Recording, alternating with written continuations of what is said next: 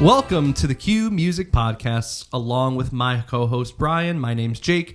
We have a lot to talk about today. One of the most popular albums of all time. Of all time? All time. I think Apple Music put it at like 21 or 22 of top 100 albums of all time. Miss Adele. Miss Adele. 21. 20. 21.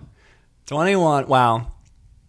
Amazing. Mean, yeah, she's got plenty of fantastic albums out there, but when we put this on the burner for this episode today, I forgot how many songs that were just all over the radio in 2011, 2012 when this album came out. You can't escape it. You cannot. You absolutely cannot. And we're still feeling that today. Oh yeah. I in the limited time that I have the radio on, I feel like I'm hearing one of the 11 songs on this record, a good 10% of the time. Yeah.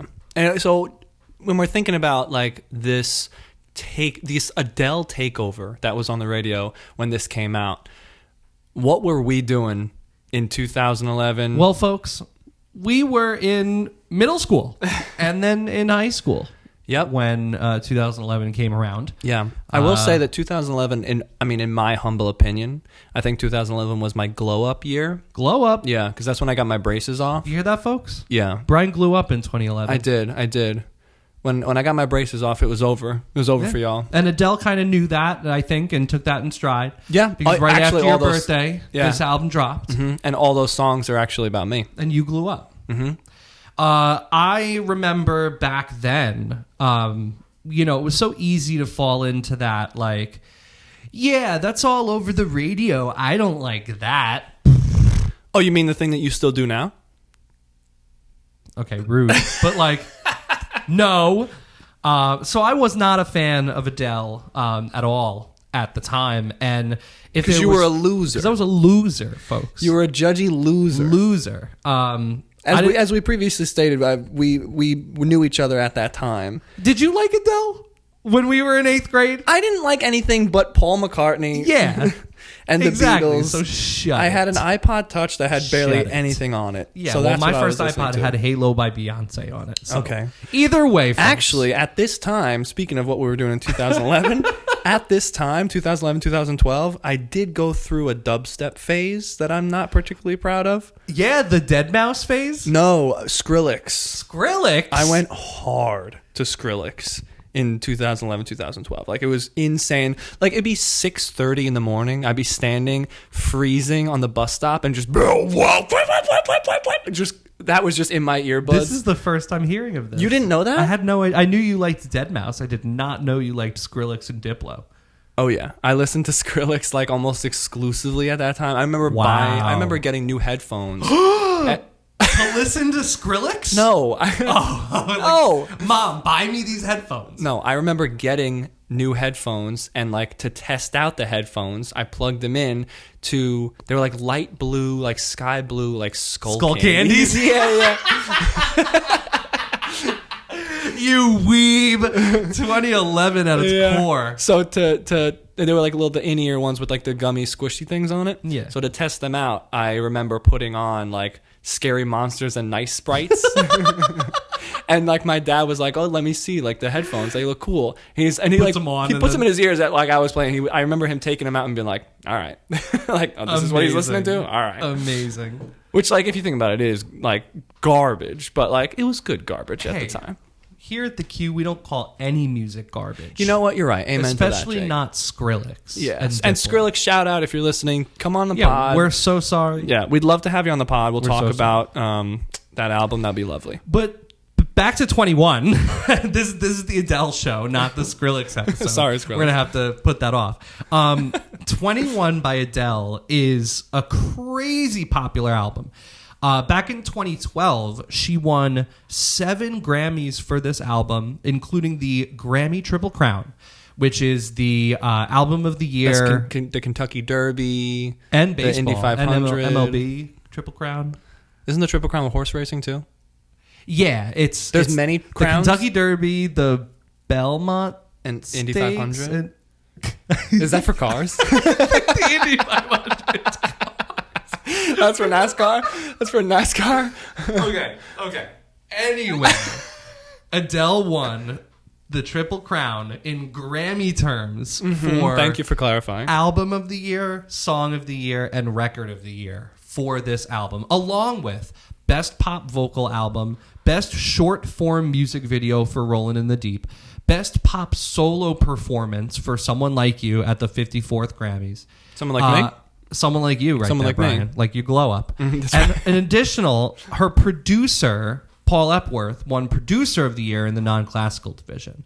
And Adele was named Best New Artist in 2009. Right before that, I think she is the something like the 6th woman to win the Triple Crown or something like that. Amazing accolades for this album. Let's dive in. Let's talk track by track. Let's start from the top. Rollin' in the Deep, which I think is probably the song that you hear the most of on the radio.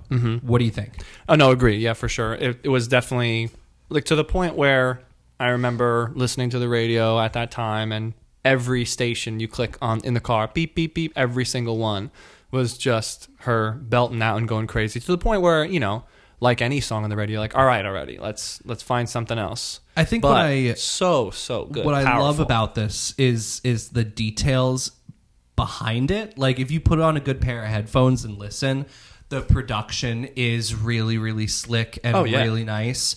You know, playing on the radio, obviously you don't have the best sound quality, so you don't hear those details. Really, really good song though. Oh yeah, this was the most popular for a reason, obviously. Totally. A rumor has it. Ooh. Now, are the background people saying rumor or who? Like a ooh. I think they're saying who, and then I killed that. Hopefully better than that. Ooh, and then I think they're definitely saying rumor in the chorus. Rumor. Okay. Was that better? That was fantastic. Okay, Yes, thank you. Because when Great I was song. listening to it again, I was like, ooh, that's a little tidbit that I never noticed before. Yeah. Oh yeah, great. I like that song a lot, and possibly a little bit better than Rolling in the Deep. Yes, I agree with that. Okay. Do we know, like, is it a known thing or is it just kind of like an ambiguous, fact about Adele? Do we know who is that? Can we address the rumors? Is this album about like an ex-husband or something like that, or is that a different one? I would be very, very shocked if this was not about somebody. Because this song she's saying like, this is the one that he's leaving me for. I don't know the details though, so I'm not sure. Okay. Well, if anybody would like to shed some details on the hot goss and the tea of the album, please sound off in the comments, or better yet, Adele. Come on. If you want to come on the pod, I'm just going to invite everybody and see if it sticks. Track 3, Turning Tables. This was a song I didn't know until like a decade after this album came out. And I think it's because this is like, in my mind, the default song that you would sing if you were like trying out for like a show, like The Voice. The Voice, like trying like out. American Idol. Like if you're this is the song you want to sing if you're trying to show your voice off. When I was listening to this a couple of days ago, I forgot that this song existed, and when I was looking at the track list, I confused this song with Chasing Pavements, because in my head I was like, should I just keep turning tables? But I'm like, yeah, that's it, right? That's how it goes. Yeah. Nope, not the same song at all. Chasing Pavements. Adele is here, folks. Yeah, she's in this room. Here. Don't you remember? Do you Beautiful. remember? I again, another song I didn't know. Me neither. Because to be truthful, to be honest, and to be real with you, Jake, I didn't listen to this album until like the other day when we started saying like, oh, let's do this for an episode. Oh yeah. And then you're like, oh man, I gotta Yep. keep playing it. Exactly. The only songs I'd listened to were the ones that were on the radio in 2011. And I think I only gave this a listen, maybe once since it came out, probably in full. Never ever like putting on one of these songs willingly. Right. Yeah. I never It's sought just- it out. If it came on, it came on. Yeah. If it came out, I was like, oh, cool, Adele. But great song. But Don't yeah. you remember? Great song. Beautiful, absolutely beautiful. I like the country little like guitar aspect to it too. It's a nice variation to her style that she's got. It was very nice. Marking almost the halfway point of the record, Set Fire to the Rain, which was another big radio hit back in the 2010s, but yet another banger. Yet another banger. Yeah, this one. She just don't miss. She don't miss. Was this one, what did she win on the Grammys for this one? Did she win something for Set Fire to the Rain? We were just looking at it before. I don't know. It was a single. It released on the 4th of July. I'm confusing it with something else. Disregard what I just said, folks. Oh, wait, no. She won the best pop solo performance for Set Fire to the Rain when she did it live. Well, a thing to note about this record that just came up that I totally forgot about, one of the producers, Rick Rubin, he is very well known to work with pop artists. You'll probably know his work with Harry Styles for Fine Line, and how he was very open that he went there and under the influence and guidance of him, kind of like found himself. And that's what it seems like artists tend to do when they go out to his Shangri-La studio in Malibu. And Rolling in the Deep and Set Fire, I think, were recorded there. Right. So you have some type of fingerprint by this guy all over. And then now with this one as well. Yeah. I don't think he wears shoes. No shoes. Mm-hmm. No shirt, no shoes, no service. Sorry, Rick Rubin. He Won't Go. Track 6. Yeah. I'm take or leave with this one. Yeah, I will say, this is something for the entirety of the album. The A-side hits way, way harder than B-side. Way harder. Yeah. So this being a very, very whatever, not very memorable, B-side. I leave that song, but I do take It All, track 7. Mm-hmm. Go on and take it. Take it. Very gospel-y. Yeah, and I think back. That's where we have to step back and realize that we're talking about a vocal legend. Just besides the fact that she's writing good songs and a nice person, it seems like. Yeah, she at seems heart. pretty chill. Yeah. Yeah, she's also just one of the best singers I've ever heard. Ever. Yeah. Compare that to some of the voices that you hear on the radio now. Halsey? When was the last time you heard Halsey on the radio? Literally the other day. Oh, sorry. Literally the other day. Shout out Halsey. You're not as good as Adele. Oh, no. The absolute opposite of a shout out to Halsey. Take that back. Take that back. Sorry. The Q endorses Adele. And apparently not Halsey. But not Halsey. Sorry, Halsey. I'm sorry, Halsey. What I'm saying here is Adele's voice is one that comes around not too often. Mm-hmm. And although the album may be a bit front-loaded, she still shows off her chops, whether the song's good or not. Yeah. Which you can't say all the time. True. Sometimes with a bad song, with bad vocals too, it's just double whammy. Yeah. I think her voice is definitely one in a million. Her style is seemingly being I feel like that style is on a cycle. That style of the smooth, sultry, powerful, powerhouse singing voice that is, kind of that bluesy R&B vibe. Amy Winehouse, for example, fit that description. Right. That was before, Adele, and then Adele kind of had a similar a lot of people compared her music to Amy Winehouse. Correct. Which, again, similar styles, I suppose. Similar styles. Vibes, but the voice is very different, both fantastic. And now we have another wave of Ray, the new artist Ray. Very, very similar, again, style. Trying to take the reins. Yeah, or I don't know. Or maybe join the carriage. That's not an expression. I just made that up. Track 8, I'll Be Waiting. Yeah, another one. I'm glad we're hitting on all of these. I feel like this is where things start to stall a little bit. The B-side, a little too slow. But I think that, again, you know, if you take the time to really listen to the openness of the production and her vocal prowess, it definitely shines through. Yeah, I mean, again, you could say that about every single track on this album, but yeah. And I would say that for the same thing with tracks 9 and 10, One and Only and Love Song. I think I like Love Song just a little bit more than One and Only. One and Only being almost 6 minutes on the album is tough. What is this, Freebird? Yeah, really. What are we, Lynyrd Skynyrd? Good one.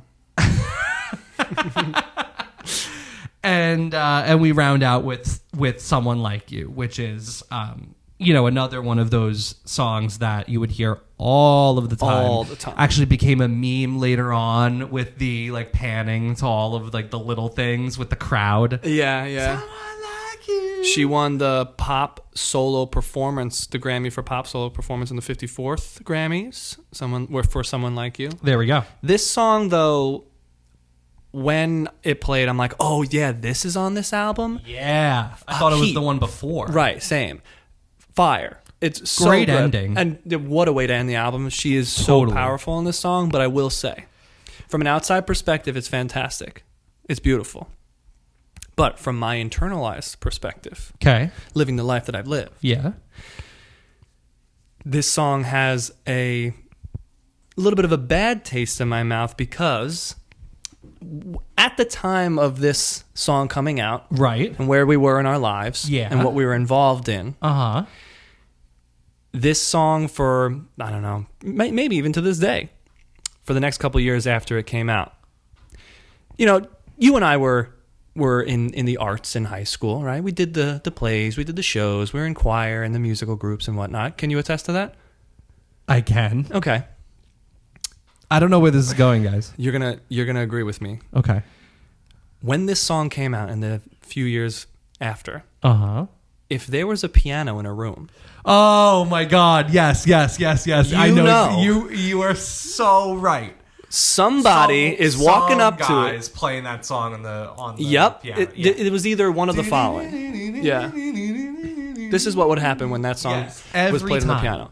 If you were walking into a music room, the band room, chorus room, the auditorium, wherever you are, if there is a piano somewhere, from 2011 to 2015, there was somebody walking up to that piano and playing that. Yep. And it would be one of the two people. Yep. It'd be one guy who's like, I'm going to play this song and all the girls are going to love me. It'd be that guy. And then like usually a couple of girls would come around and then they would start singing, being like, I'm actually Adele. Right. Or I'm actually the better singer. Exactly. Or option B, it would be. I thought that was option. No. The option 1 was the guy playing it and then the girls circling around. That's option 1. Okay. Option 2, option B, whatever you want to call it, is. Are you familiar with what a pick-me girl is? I am. Okay. For those of you who don't know, a pick-me girl is somebody who's just like, you know, why they call it a pick-me girl. It's like, ooh, pick me, attention on me at all times, please, or I'll die. Look at me. Ooh. Okay. Yeah. That's the second option of who's going up to that piano, playing the piano, and singing at the same time. We knew a few of those. Yeah. In our lives. Yeah. That's why this song is slightly scorning me, because every time I hear this song, I think of those occurrences. And every time when that happened, I was like, oh my God, take a day off, please. But with that being said, folks. Beautiful song, though. With Brian's hot take and his grievances aired out, we are Thank favorable. you for coming to my TED Talk. Yeah, you're very welcome. We are favorable of this record. Yeah. I think it's safe to say that I'd throw it in the 7s. How about you? Yeah, I don't remember what I rated this. I think I think it's a good record. It's a great record. And I don't know if it's great, but All right. I think it's good. Those terms are kind of subjective, I suppose. Well, I mean, I guess. But yeah, no, I think it's good. I think it... Okay, how about this? It's not good, not great. It's very good. It's very good. Okay. Yeah, I'll take that. Nice compromise. That's a good cutoff right there. Cool. It is way better than a lot of the other stuff that you hear on the radio. Mm-hmm. Let's just put it that way. But with the B side being significantly weaker than the A, yeah, I wouldn't put it too high up, but it is definitely a very good listen. With that being said, folks, we have something that we want to try out. a new segment before we do our best track, fave track, is the musical grid, which is something we are going to test each other out with from episode to episode. Here and there, we will be posing a 2x2 puzzle game, which kind of requires the player to fit bands into categories that they belong in. So if you've ever played what's called the Immaculate Grid for something like the MLB, the NFL, the NBA, this is very similar, right? So if a square is sharing like a column in a row, and those two categories, you know, if I'm making the sports analogy, that square shared player had to be on the New York Yankees at one point, and then they had to have won Rookie of the Year. You know, you could say Derek Jeter, right? That would be one Mickey person. Mantle. Right. Mickey Mantle. I don't know anything about baseball. I think he did. Aaron Judge. Aaron Judge. Best guy in New York. Name another baseball player. Another baseball player? No, I'm just like me being like, I can't. Name another baseball player. I can't. Oh, okay. Nick Swisher. There you go. He played like 10 years ago, also Yankee. So it's kind of like that. So I made the first one. I am going to quiz Brian today, and we'll see how he does. Feel free to play along at home, and let's get into it. Michael Jordan. That counts. So the first grid we have, Brian, if you want to take a look here. Okay. The categories are so far. The first one must be a British-based band where the lead singer went solo for at least one record. The second one is a British-based band that debuted between 1985 and 1995. Oh, my God. The third one is a band that released more than 5 albums in their career, and their lead singer went solo for at least one record. And the last one, the bottom right, is a band that released more than 5 albums and debuted between 1985 and 1995. Interesting. So if you want to pause, rewind, and they're perfect, and you want to draw that grid yourself, feel free to play along at home and see how good you do. Or if you want to play along with us at the same time, do that as well. Let's see what we got here. This is going to be a little tricky, especially being that this is the first time we're running through this. But he has no idea. Yeah, I haven't seen this grid until right now. But I've got... The cool thing about this is that there is no one set right answer. Correct. Right? So there are plenty of bands that fit into these categories. Mm-hmm. It's just up to Brian to figure them out. All right. What are you gravitating towards first? Oh, I don't have to do them in any particular order? No, not at all. Oh, okay. Well, debuted between 85 and 95 and released more than 5 studio albums. All right, well, I'll get the easiest one out of the way. I'll do British-based artist and lead singer went solo for at least one record. I'll do the Beatles. The Beatles. That's easy. Beatles, Ching. You know, all of them, all 4 of them went solo for at least one record. Absolutely. So that works. And then a British-based artist or band that debuted between 85 and 95. Yeah. Did Oasis release anything before? Cha-ching! All right. When did Oasis come out? I believe their first record was 1992 or 94, which was What's the Story, Morning Glory. Okay. Very nice. You've knocked out the first row. Cool. Can you think of a band that released more than 5 albums where the lead singer went solo? The lead singer went solo, and the band released more than 5 albums? I don't know why, but the first thing that comes to my head is Maroon 5. Did they release Fact check. Yeah, no. Judges, how many albums did Maroon 5 release? I think you're onto something, but is it My dad is screaming at the microphone, right? He's screaming at the speaker right now. He loves Maroon 5. Shout out. Adam Levine did not go solo for at least one record. He has done multiple motion pictures. I misunderstood. I misunderstood. I thought we were saying the band that released more than 5. But also we're saying the artist. the lead singer of this band has had to have gone solo for one project. The lead singer of what? The Beatles or just anything? No, this new band that you're trying to figure out. The band that released more than 5 albums. But was also a part of another band? Yeah, where the lead singer went solo for at least one record. This is where they intersect here. Okay. Yeah, correct. Like you got the Beatles Right. one. A little behind the scenes for you folks. Behind the scenes. I don't he's know how confused. to play this game. No, he's getting it. I'm getting it. Be patient with me. You're already please. halfway done. Halfway there. Okay, so the lead singer went solo for at least one record, and that person released more than 5 studio albums, correct? Or with that band, with the larger project that they're a part of. Oh. So this could be anything that has the more than Beatles. Oh. The Beatles could have fit there too. Right, okay. The Beatles so released more than 5 albums, and their lead singer went solo. Okay, so the lead singer went solo. The Who. The Who. Did they release more than 5 albums? They must have. Definitely. Let's check it out. And I know that Mr. Townsend released a bunch of stuff. So, yeah. Yeah, Pete Townsend. Oh, he also has to release more than 5? Well, that's good too, though. I win. Well, technically, Roger Daltrey is the lead singer, but he also went solo. Yeah, but so it says we will member. take It says member. Doesn't mean everything. No, it says lead singer. Oh, it does. Oh. But I will take it. Your last one is a band that released more than 5 albums in their career and debuted between 1985 and 1995. So it doesn't have to be British now. Okay, so it could be anybody. It could be anybody. Because I was still thinking with the British because of that other category. Okay. Doesn't have to be a Brit. Speaking of Brit, Adele. Yeah, Adele. That's why I thought about the British one. Perfect. Yeah. Shout out. Okay, so an artist that debuted between 85 and 95. And they released more than 5 studio. There's so many. I don't know why.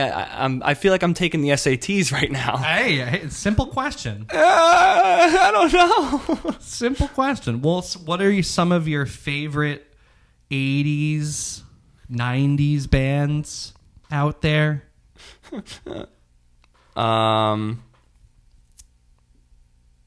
Let's see. Oh, Snoop. For sure. Snoop Dogg. He's released more than 5 albums. Absolutely. Yeah, they're probably all really bad. How dare you? But he's correct, folks. We'll take it. Snoop Dogg debuted in 1993 with his hit album Doggy Style. Another English person. No. Yeah. Sorry. When he wasn't like rapping or singing, he sounded like Adele. From Compton. Nope, he's from London. And he did release more than 5 albums, a lot of them which are trash. But that's okay. He's going to come and yell at you. So immediately when I was making this, I thought of... Oh yeah, what did you think? I thought of the Beach Boys, obviously, for the lead singer went solo and released more than 5 albums. Okay, yeah, for with sure. Brian Wilson. Mm-hmm. Debuted between 1985 and 1995, and British, I was thinking Radiohead. Okay.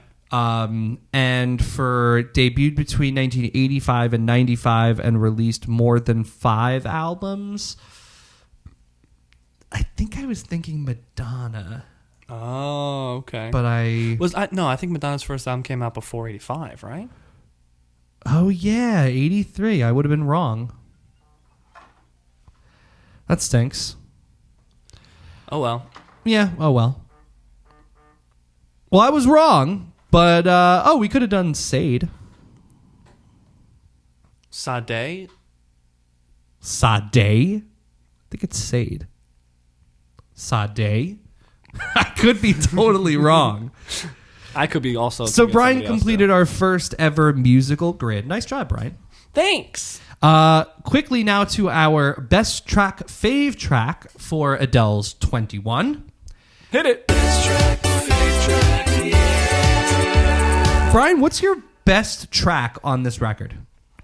The best track, in my opinion, of this album is Set Fire to the Rain. Wow. This song, I think, had like everything. Yeah. You know, it had the production, it had the powerhouse singing. Yep. That all of the great songs on this album had. So I think that this song would be, it's not my favorite, but I think it is the best on the set list for sure. I'm going to go with Rolling in the Deep. I think Rolling in the Deep is probably the best one here in terms of its lyricism and its build up for and setting the stage for what is a really good record. We could have had it all. And fave track for you, Brian. The fave track for me is Don't You Remember. It is beautiful. And Beautiful before I listened to this album, I didn't even know it existed. Yep. Because like I said before, I never listened to this album, only knew of the hits that were on the radio constantly, so I never even knew the song existed. And boy, am I glad that it is, because it is gorgeous. Big fan. This one was my favorite to listen to. And I'm going to jump in there with Set Fire to the Rain as my favorite one. I agree with you. I think that you put it nicely. It has everything, where I feel like it's almost like cinematic. Right. Like when the chorus comes in, I feel like I'm watching a gladiator scene unfold. And Are you not entertained? It's just very, very, very entertaining. Oh, yeah. Well done, Adele. Before we split and give you our recommendations, we wanted to quickly recap 2 new albums that have come out so far this year. 2 of them that we have written reviews of on the QMusicReviews.com. Yet again, that is the QMusicReviews.com. We have talked about the new Mike album, Showbiz! Mike. Exclamation point, Mike. And we have also talked about the new Weekend album, Hurry Up Tomorrow. Let me tell you, folks, these 2 records, I think throughout the year, when we do these kind of recaps at the end of our episodes, think back to this one in terms of an episode that has 2 very strong quick recap mentions. The Mike and the Weekend are both very, very good records. The Mike being possibly an early contender for Album of the Year 2025.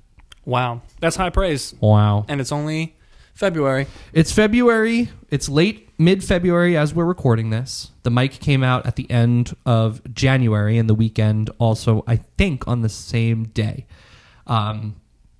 They're both amazing. Give them a listen. Mike is kind of like this underground alternative hip-hop, kind of like Earl Sweatshirt, some rap songs. And you know The Weeknd at this point. He's giving you that alternative R&B sound, that pop music flair with those synths, and a little bit of desperation mixed in there. Definitely give those 2 a listen. And with that, let's recommend our listeners an album or a song or a vibe to round us out. Brian, what do you got? All right, so yeah, go ahead and check out The Weeknd and Mike on those. Some more extra recommendations for you. But for me, The Weeknd. The Weeknd, bro.